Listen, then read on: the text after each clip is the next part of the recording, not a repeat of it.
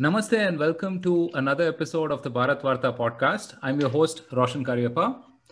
We've seen a record number of retail investors enter the markets this year. Around 3.4 million new demat accounts were opened in the September quarter, according to the Securities and Exchange Board of India, SEBI. This also included 1.3 million accounts in September alone. So we're going to be discussing the markets, investing, and what this means for India in general. Now, before we proceed any further, let me also say that we're not qualified to offer financial advice. Please treat all the information in this podcast with your best discretion. That said, I have with me two very eminent guests. We have Ashish Somaya with us today. He's the CEO of White Oak Capital Management, which is a boutique investment management and advisory firm. Prior to joining White Oak Capital, Ashish served for nearly 8 years as managing director and CEO of Motilal Oswal Asset Management Company. Thank you so much for joining us, Ashish. Thanks for having me. Thank you. Okay, we also have Govind Agarwal, who is a public market investor. He's worked as a research analyst at UBS, JM Financial, and Antique Broking earlier over the last 15 years. He's also been my go-to person for financial advice. Thank you so much for joining, Govind. Finally, we get to record our conversations. Yeah, thanks for having me, Roshan. All right.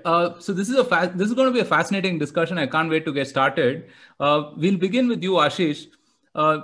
You've been in the industry for over the last 2 decades, right? So in this time, how has the Indian investor evolved?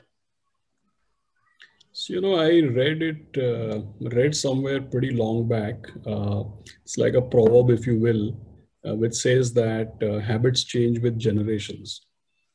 So for example, when I started my career in the late 90s, 99, 2000, around those times, what we used to find is that the government of India, on behalf of the government of India, the Reserve Bank used to issue these bonds, which were called Government of India Relief Bonds.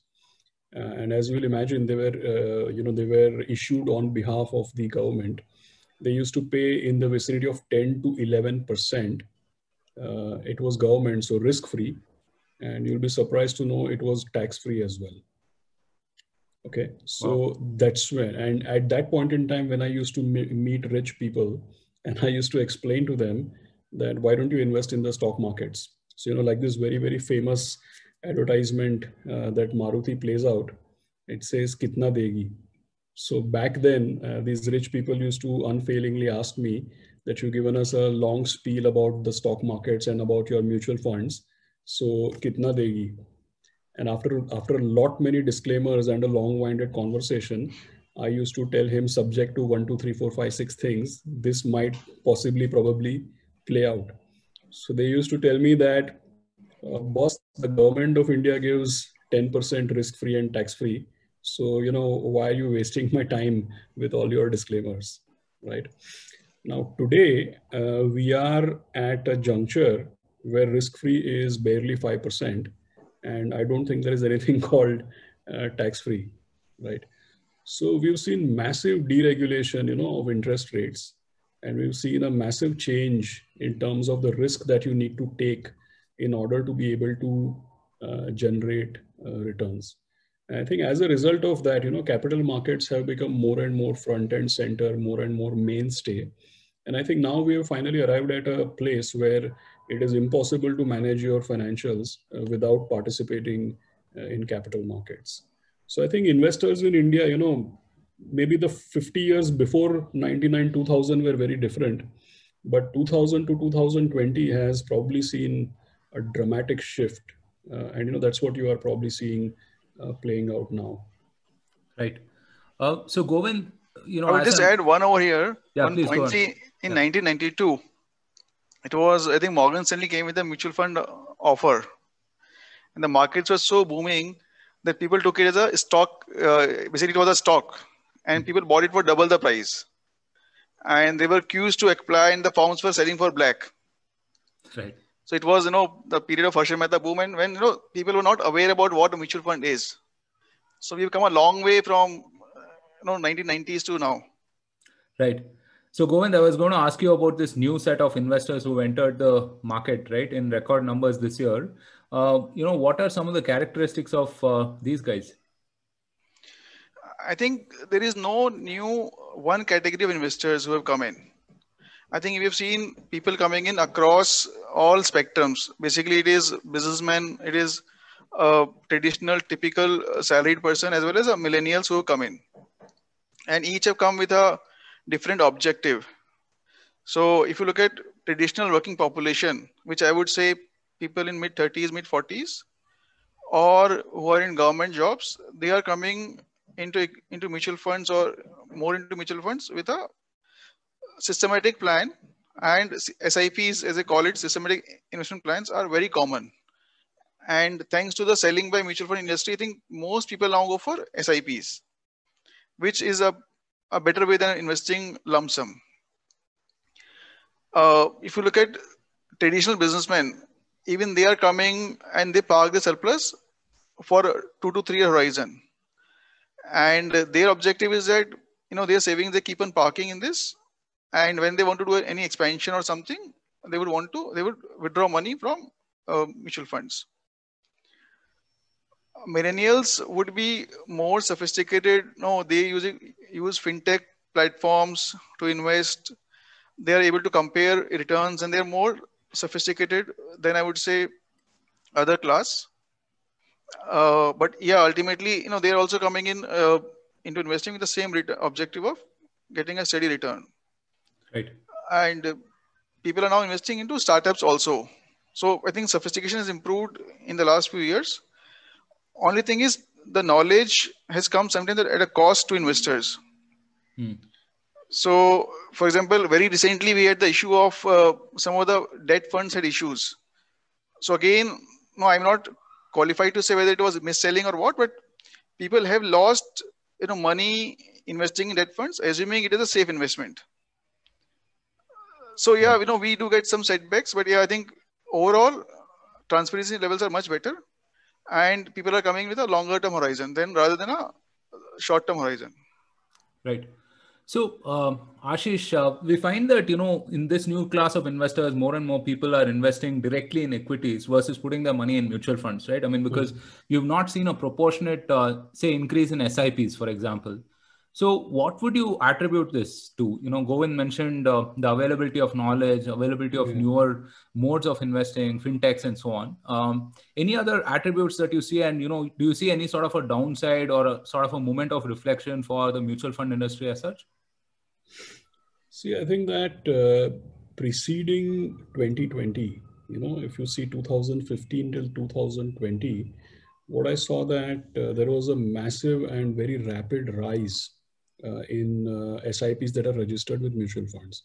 What has not been spoken about adequately, or what has not been appreciated enough, is that the asset management industry, the Association of Mutual Funds, and also at the behest of our regulator, which is SEBI, I think it's probably the first industry which set aside a certain portion of the management fee to be actually, spent for awareness and education, right? Like Govind mentioned, educating people that SIP is the right way to invest in equities and capital markets. So a lot of effort went in, huge amount of growth. And you saw consistently, like every month, I think in 2015, every month, mutual fund industry, specifically equity mutual funds, used to get more like, 2 to 2,500 crores per month of inflow by way of SIPs, which are registered by millions of people. And just few days back, it was well over 8,000 crores per month, right? And we had, over a couple of crore registered SIPs actually. Huge number, right? It went from barely 3-4 million, it crossed some 20-25 million kind of number. Now, when COVID came up in March, what we saw was that, all these people have been saving and, building a corpus, and suddenly overnight you saw like a 40% decline in the value. So if you are sitting in March or April and you are thinking that, okay, this thing was really supposed to work for me, but you get a sudden jolt where all that you accumulated in the last 3, 4, 5 years suddenly overnight sees like a 40% decline, then, you might start thinking that, oh, well, this has not worked for me. As a result of that, this year, the momentum with which SIPs were growing, that has kind of suffered a setback. Now, in contrast to this, look at the other side of the things. In the last few years, in all walks of life, the usage of digital applications has gone up quite dramatically. And the younger the population, more usage of digital apps for all kinds of purposes, right? So when March, suddenly 12,500 Nifty became more like 7,600, obviously it caught everybody's attention that the market is going at a kind of, huge sale, fire sale kind of thing, right? So I think that when you're already used to having all the apps on your phone, then it's quite possible that you might also want to try this out. That, Right. okay, why not we pick up some stocks and why not we start investing ourselves? So, and look, what will happen is in April, if you see what was your last 3 years SIP performance, it will look disappointing. And in April, if you pick up a stock, it's just been flying right from April till December. Now, based on that, if you draw some conclusions, you are definitely going to have a huge mix up between luck and skill. And some of those conclusions may not be very, very salient. But at least for now, I think that a lot of people see mutual fund or otherwise. I think what is important is that a lot of people are getting engaged with capital markets. I think that's going to augur well for their financial future. That's how I would put it, actually. Right, right. So Govind, this new class of investors who entered, the capital markets, as Ashish has mentioned, right? Now they have like a plethora of investing options, right? We Right. whether debt and so on and so forth. How does equity compare in this? And do you have some advice for these investors in terms of how they should deploy their money?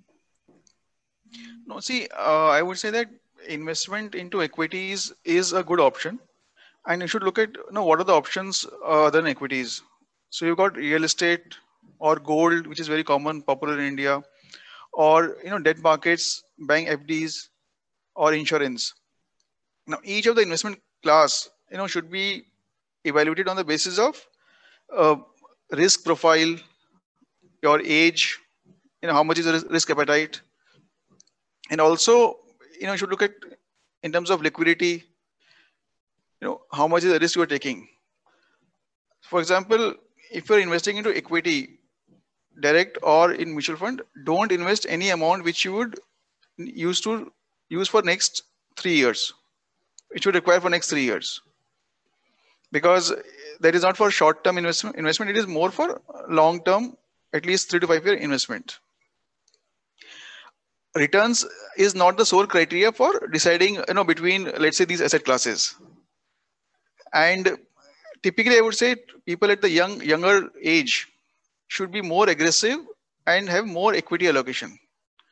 And as you inch up towards retirement, I think you should go more and more towards debt, or fixed deposits, or safe instruments.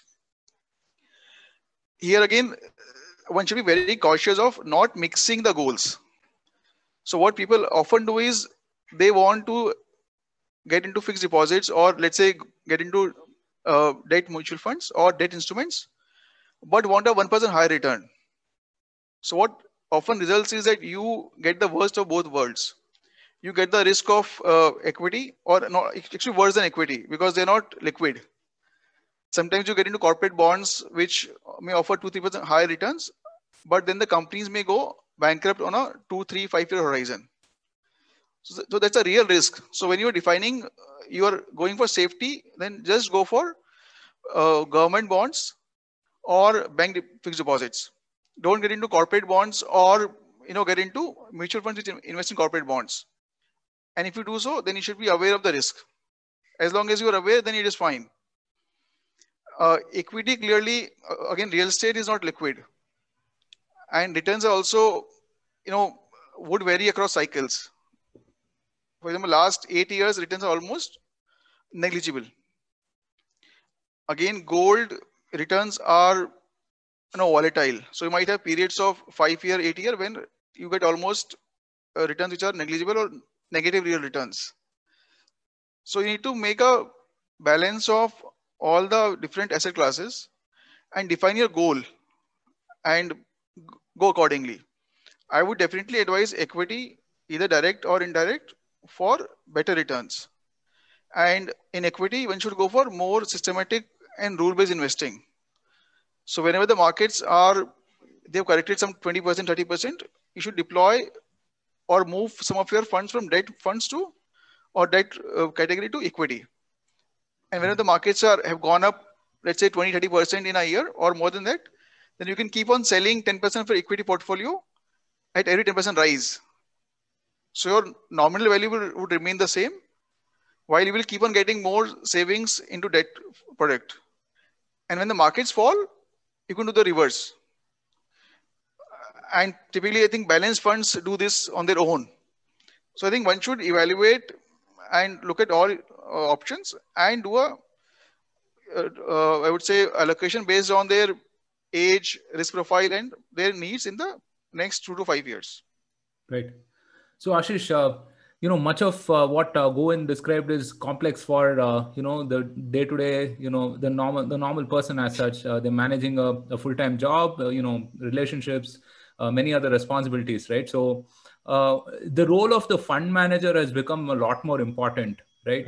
Many people find it convenient to sort of deploy capital in mutual funds and so on, right? How has this role evolved in the last 2 decades as such, and how do you see the future for fund managers as such?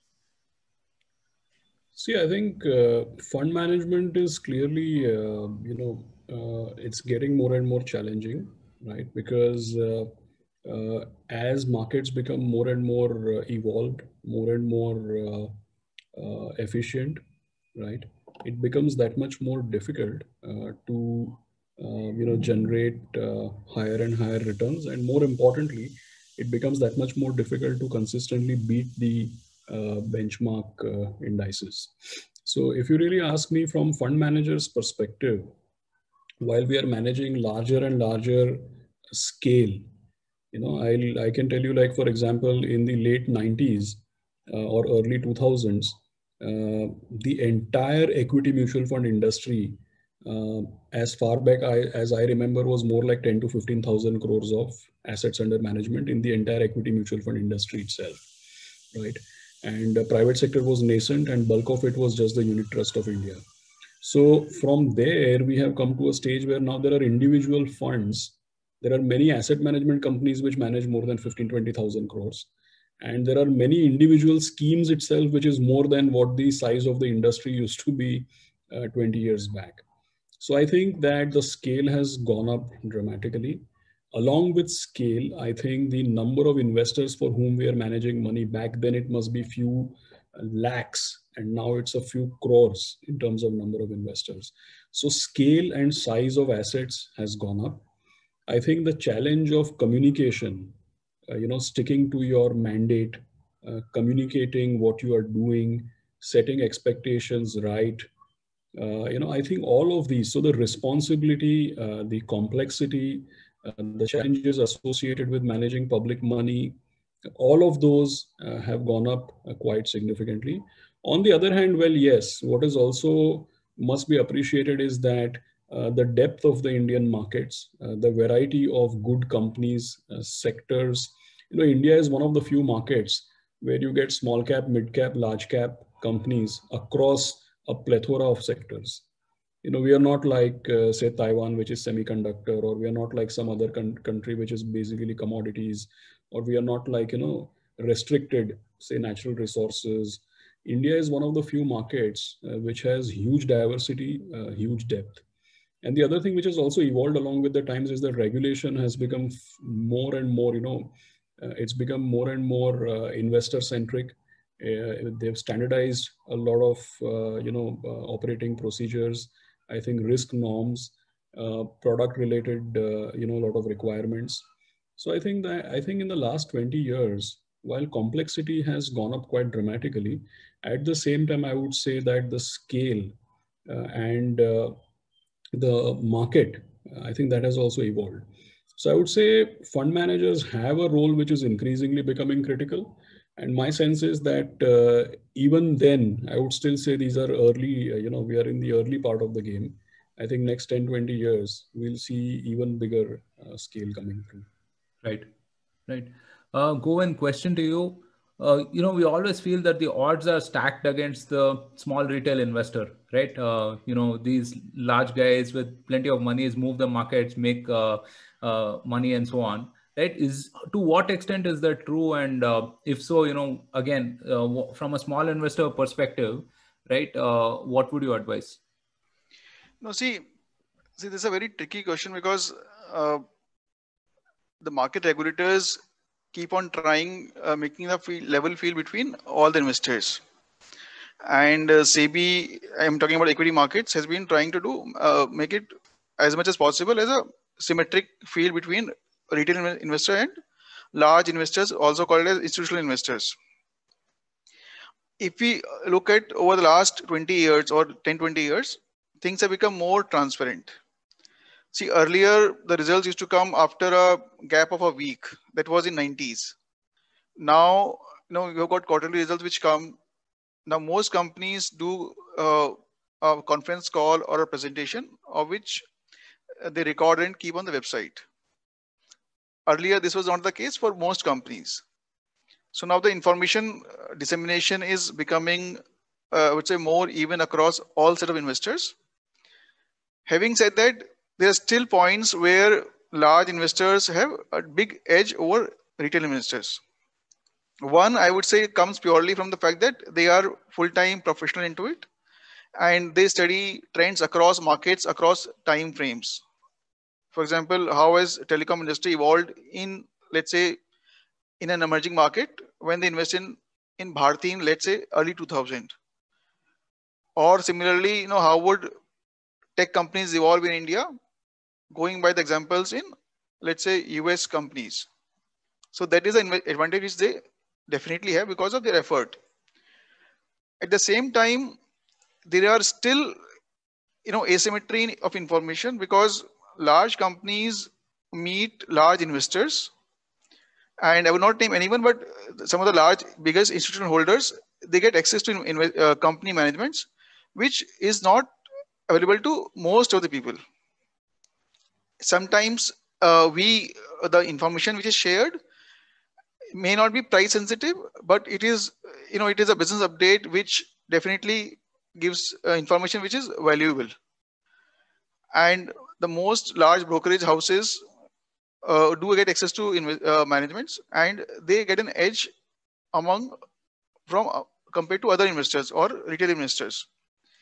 On this front, I think SEBI should still, or I think there should be even dissemination of information, and I think it has improved a lot in the last 10 years, 5 years, and we still need to go some way on this. So I would say retail investing, one should not try direct equity investment until and unless you do a proper research, you are aware about the risk of the company, and you are in a position to track the company on a regular basis. You can't have it as a hobby or as a pastime. As Ashish mentioned that, if you compare returns of someone who invested in April this year, and any stock has gone up 50%. So that is, I would say, more by chance than by skill. So one should always be conscious of the fact that do direct investing only if you are able to give enough time, have knowledge, have understanding, and understand risk. I think risk is most important. And how to identify a company which may go bankrupt or which may go downhill is most important. Right. So I would say, I think markets were stacked up against retail investors substantially. It has reduced, and we still have some way to go. Right. So Ashish, we had Miss Monica Halan on our podcast some time back, and she made this point about markets having to go from a buyer beware world to a seller beware world, right? So how do you think the selling of financial products can be improved? Whether it's mutual funds or ULIPs or whatever, we've seen that even relatively sophisticated investors have lost money in, say, Yes Bank and so on, right? So how do you think that can happen? See, my personal opinion actually has been that we have started, for example, in the last 3 to 4 years, we have become extremely, we have made distribution of financial products there has been, I would say, more like a clampdown of sorts. And maybe clampdown is not the right word, but we've made it fairly regulated activity, number one. Number two, we have significantly cut down the incentives to intermediaries, in form of commission, etc., because it was perceived and it is believed, and maybe partially true also, that when you pay commissions, when a manufacturer pays commissions to an intermediary, there was this belief that they would go out of their way to influence investors to buy the wrong products. I think in the process of trying to curb that, or in the process of trying to, it's like, sometimes you take a bazooka to shoot a mosquito. That kind of scenario kind of plays out. So we've, in some sorts, my humble opinion is that we've thrown the baby out with the bathwater. And I'll explain to you in a moment why I'm saying that. See, moving from buyer beware to seller beware and clamping down dramatically on distribution and distribution incentives may be right for protecting investors. But when we speak about protecting investors, we also need to be conscious of what level of evolution and what kind of financial market our country actually has. Because what, we are living in a country where at one end people are losing money to chit funds and to badly run cooperative banks for a percentage more or less, right? On the other hand, if you see mutual funds, they are highly regulated capital market entities. So what will happen is that if you disincentivize, or if you remove incentives, or if you remove the commercial viability of ensuring that a highly regulated product reaches the audience across the country, and if that product doesn't reach, then something else will reach, correct? And that something else is what has been a severe pain point in our country, and there are numerous examples, right from CRB in the mid 90s to the series of chit fund scams and so many plantation scams and so many things that we keep hearing about, right? So my sense is that we have done, we have kind of aped some of the rules of Europe and US a bit early in our evolution. And, today, for example, we speak about SIPs. I'll just give you an example. If you are, and I am in Mumbai, so I'll give an example of Mumbai. If somebody were in the distant suburb of, say, Borivali, and, you called up an agent in Vile Parle or Dadar and told him that I want to make an SIP, which is a monthly investment of 1,000 rupees. Why don't you come down, help me fill my form, help explain to me how this bank account will be debited, and why don't you collect this application and lodge it? See, because everybody cannot do all this on an app, right? There are millions of people who need help. So frankly, today we are in a scenario where it makes no sense for somebody to travel 10 kilometers and go and tell someone how to do your financial planning and why to do that SIP and how to fill the form and where to sign and what statement needs to be seen, blah, blah, blah.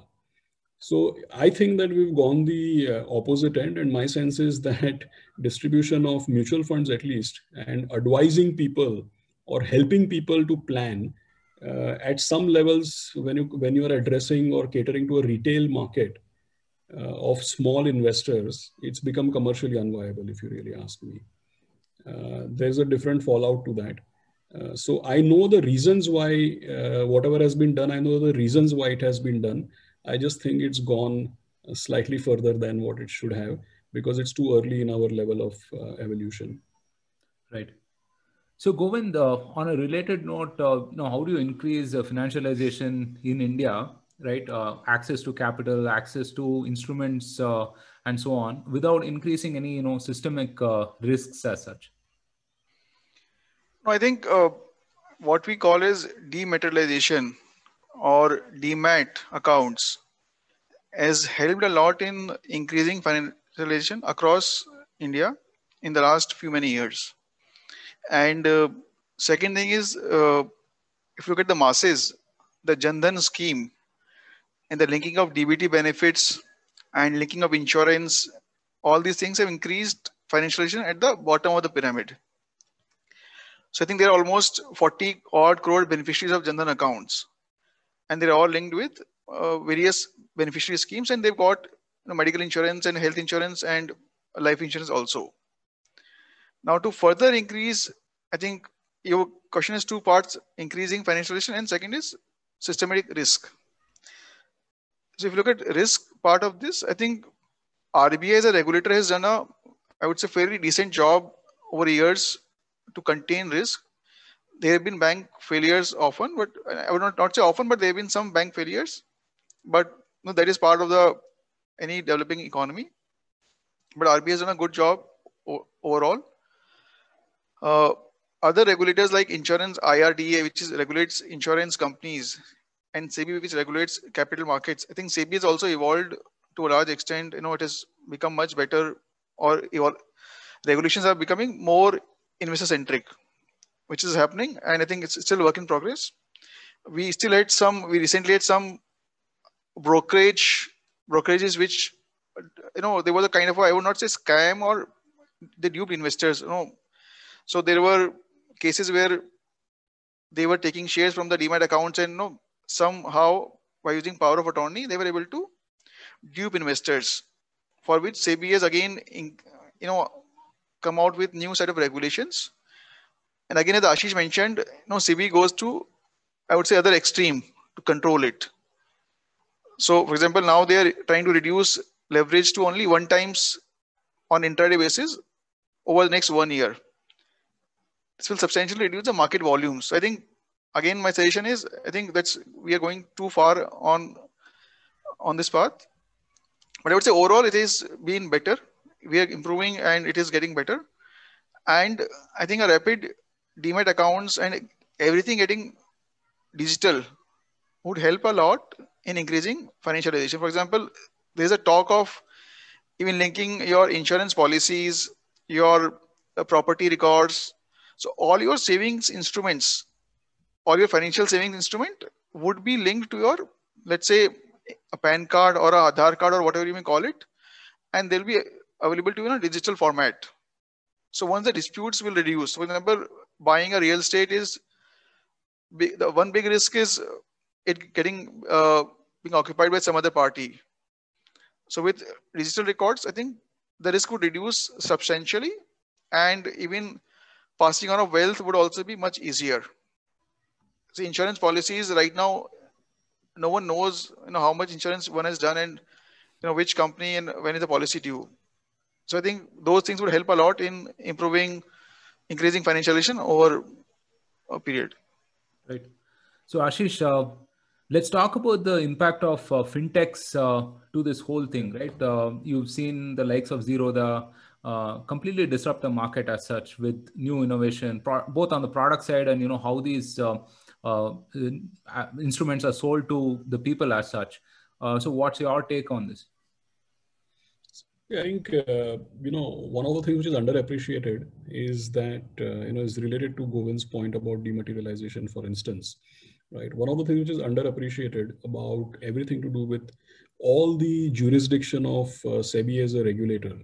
What is fabulous is that, and why I said underappreciated is because, mutual funds, buying and selling equities, bonds, other than banking, this is the only product segment which is 100% paperless and can be and amenable to 100% digital, transaction. So I think that whatever the fintech players have done has played a huge role in expanding the reach of and availability of all types of financial products. So they play a huge role, there's no doubt. And I think they will end up playing a larger and larger role. But just like a very cliched statement, which is used in many other contexts as well, which is that there are many Indias, right? And in our previous part of your question, I mentioned about moving from one suburb of Mumbai to another suburb of Mumbai to help someone do a financial plan. Someone who's not comfortable making all these strategic decisions by clicking buttons, right? So I think that we've always had many Indias, and I think that differentiation will actually increase rather than decreasing, right? So while fintech players are playing a huge role, and there are two risks with this. One is, are we converting strategic decisions into tactical ones just by making them available on your phone, right? So if you are trading, correct, and if you are making some tactical choices, it's a fabulous interface to have.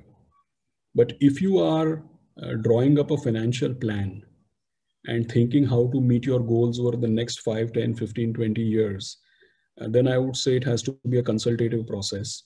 And everything that is strategic cannot be converted into adrenaline driven digital interface. I think we need to strike a balance. That's how I would put it. And to the extent that a lot of youngsters might start thinking that, oh, this is easy, because everything that's available on your phone automatically seems like it's easy. Whereas in reality, it's fairly complex, right? Like managing money, growing your money, managing risk, achieving your financial goals.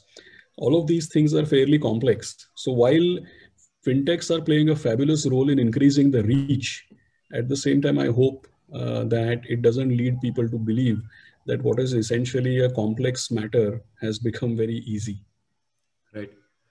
So Govind, we've seen many new asset classes emerge as well, right? I mean, a discussion on finance is not complete without bringing up crypto or Bitcoin and things to that effect right now. You're also seeing people invest, via certain funds in the US market, for example, which is again, in a bull run. What do you think about these new asset classes? How should people, if at all people should invest? I mean, how should they think about these things? I think crypto is, I am as clueless as, I would say I'm more clueless than probably you are. And I think I would stay away from crypto because I don't understand. And as I mentioned earlier also, see, if you're investing into any asset class or even into equity, one should consider the liquidity, the risk, and returns.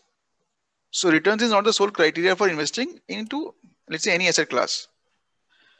And if you feel Bitcoin or cryptocurrency would, let's say, yield much better returns, you may invest, you should by all means. But again, allocation, how much of your net worth you're allocating into cryptocurrency or some of these asset classes, one should start with a lower percentage. So one which, you can afford to lose. So I would say, so that is about cryptocurrencies. And into US markets, I think that's a good avenue. Earlier, it was not available to invest into US markets. And unfortunately, in India, we don't have a quote unquote tech company. So in India, we mostly, what we call as technology is mostly IT services. And Reliance is probably the only option avenue if you want to invest in technology in India. Right. And so I think US markets open our options to invest into real technology companies, be it Apple or be it Facebook or Google, or so these options are possible with investing into US. Right. So, Roshan, if I may pitch in, because you asked about crypto, in fact, I also am not very, very knowledgeable, just the way Govind said. And I also completely agree with what he said, that if you are not deep into something, then just by hearing what other people are saying, you can't really jump into it. But I would go back to a bit more textbookish kind of thing, that where is this penchant for looking at crypto and alternative currencies? Where is it fundamentally coming from? The belief is that in the last 10 to 12 years, especially after the global financial crisis, there has been this move that whenever the economies are in trouble, whenever financial markets are in trouble, you find that, the central banks across the globe, they kind of, bring interest rates dramatically down and they flood the market with liquidity. So if you go by the textbook concept, basically for the same amount of goods and services which are being produced in the economies, you're just pumping too much currency. You're just printing money. That's what is, helicopter money or whatever they call. So there's this fear that when you keep on printing money just to keep the party going, then our currency is being debased. So the reason why there is so much more talk about alternative currencies and cryptocurrencies is because somewhere there is this suggestion that, should we keep faith in the dollar? Because the dollar is like, you can just unending, just keep printing and keep the party going. So eventually some of these currencies, will they get debased? Right. So crypto or no crypto, the thought behind it is that our actual paper currencies, are they being debased? Are they losing their value? Because so should we look for alternates? So not just crypto, that should set you, if you really believe in that school of thought that currencies are being debased, then it's not just about jumping to a conclusion that crypto, because that's where crypto is coming from. But apart from that, then there are other things which are a store of value. Like there are hard assets, there is gold, there are other, so it's not like a binary conclusion that, okay, dollar is bad, buy crypto. You may not understand cryptocurrencies, but you may understand few other things which work out as an alternative for you, which could be hard assets or commodities or real estate or anything which you think is a better store of value than all these paper currencies. So it's better to get to the fundamentals rather than to jump to a conclusion about what you should do. Right. Very interesting. All right. Final few questions. Govind, how do you see the markets right now? I mean, I won't pin you to, suggest, pick some stocks for us and suggest them to our listeners. But how do you see the market right now? See, I think it's very difficult to, let's say, give a call on the markets in the short term. I think right now, what is uncertain with us is how US president, incoming president, Mr. Biden, takes up, some of the talks which he did on economic front, particularly on the tax cut or tax increases. So if there's a tax increase, you might see some correction in the US markets. Also, one will be watching carefully his stance vis-a-vis China. So under President Trump, we had seen a policy which was more aggressive towards China. So how would Mr. Biden react towards China in terms of foreign policy, in terms of trade policy, will also be watched by the markets. If you look at the flows in the markets recently, into emerging markets, there have been massive inflows. In our markets, we are having daily buying by foreign investors of almost half $1 billion or almost $400 million per day, which is huge, and which is why our markets are at these levels. Economy is yet to pick up, I think, but yeah, there are clear signs of recovery. I think next year will be a good growth year. So I would say that barring a short-term blip, which may come because of, let's say, external factors such as linked with US or a geopolitical tension, I think we should be fine. At the same time, I would say that, as I mentioned earlier, investing into equities directly is avoidable for retail investor. Go through a mutual fund and again plan it and do it systematically. It doesn't mean SIP only, but more rule-based markets are up almost 50% on the bottom. So one may avoid the temptation of investing right now, wait on the sidelines for a few months, and again wait for an opportunity to invest. Right. Ashish, same question to you as well. We've seen that mutual funds for the first time in 7 years are going to be net sellers of Indian equity, right? So that is something that I read just yesterday, in fact. So how do you see the markets? Any trends that we should be aware of going forward? See, there is so much disbelief. March and April, the belief was that the world will come to an end. Okay. And in my 21 years, I have been told at least 3 times that the world will come to an end. But I'm sitting here with you and you can clearly see, we all can see that the world didn't come to an end. Okay. In March, actually, I still write a blog and in March, actually, I had written where I had said that, usually there is a bear case, in equity lingo, Usually there is a bear case, there is a bull case, and there is a base case. And March end 2020 was the first time when I could see only two cases. The world will come to an end case and the world will not come to an end case. Okay. And I was pretty sure that this is overdone, right? But the fact that people are bolting for the door, this is a phenomenon I've seen a lot of times. When you invest 100 rupees and when 100 becomes 70, it's a shock. Okay.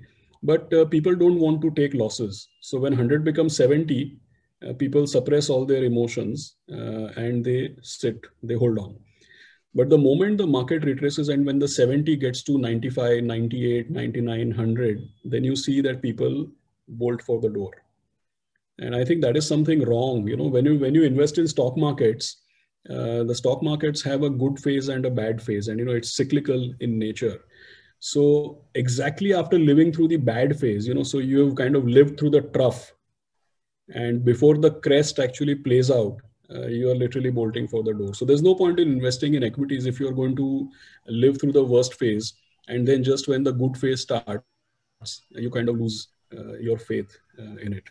I'll just give you a parallel example very quickly in 30 seconds. A lot of times, Bombay, Bangalore, Delhi, wherever you are, a lot of times we enter some of these skyscrapers. You want to go for a meeting, you enter a skyscraper. And nowadays, everywhere, these elevator banks, there are huge queues. So, when you're standing in the queue, your turn comes in, the elevator door opens, you go in. Okay. And then suddenly you realize that, oh, actually the elevator was going down. So you say, yeah, okay, it's okay. It's going down now. Eventually it'll go up. No issues. Now, so the elevator goes down, it hits basement 3. Okay. And suddenly there is a power outage. The lift is off. After say 5 to 7 minutes, the power comes back and, the lift lights come on, power comes back. The lift goes back up and it comes again to the ground floor. The question is, how many people you think will stay put and say, yeah, okay, it doesn't matter. I was anyway going to the 20th floor. Let me stay put. And how many people you think will bolt for the door the moment it actually opens? Now, I hope I'm not talking about elevators. So this is what has exactly happened in the stock market. You were at 12,000, suddenly it became 7,000. You thought, oh my God, this is going down. So you stay put. But that doesn't mean that the moment it comes back to 12,000, you bolt for the door. You were in for a journey and it happens. So I think that there is a lot of cynicism right now. I don't think things are as bad as what it is made out to be. Mm-hmm. And, equity investing is a journey. It's not, human nature finds it very difficult to tolerate equities. Human nature looks for right, wrong, black, white, good, bad. We need closure for everything in life. Stock markets are a journey. There is no good or bad. There is only context and perspective. So, sometimes 8,000 looks expensive. Everybody, see, when Nifty was 7,600, everybody said 6,000, it will become 6,000. Right? Now it is 13,000. Some people say it might become 15,000. So there's no right, wrong, good, bad. It's only a journey. It has only context and perspective, which you need to understand. Right. All right. That's a very profound note to end the podcast on. Thank you so much, Govind and Ashish. This was a very insightful conversation. We're all wiser and hopefully we'll all be richer as well. Thank you so much for joining us and helping us with all of this information. Thank you. Amen to that. Thank you very much. Thank you. Thank you, Roshan. Thank you. Thank you, Govind. Thank you, Roshan. Thank you, Ashish. Thank you for tuning in. This podcast was brought to you by the team at Bharat Varta. If you liked this podcast, then don't forget to share, subscribe, and rate us on your favorite platforms. We're available on Anchor, Apple, Google, Spotify, Stitcher, Breaker, YouTube, and a host of other platforms. We started Bharat Varta to facilitate long-form discussions on politics, policy, and culture. We don't necessarily endorse anything that was said in this episode. If you do wish to offer us any feedback on the content or anything else, do reach out to us on social media or get in touch with us on our website, www.bharatvarta.in. The links are in the description below. Thanks again for tuning in. Until next time, stay safe, take care, and Jai Hind.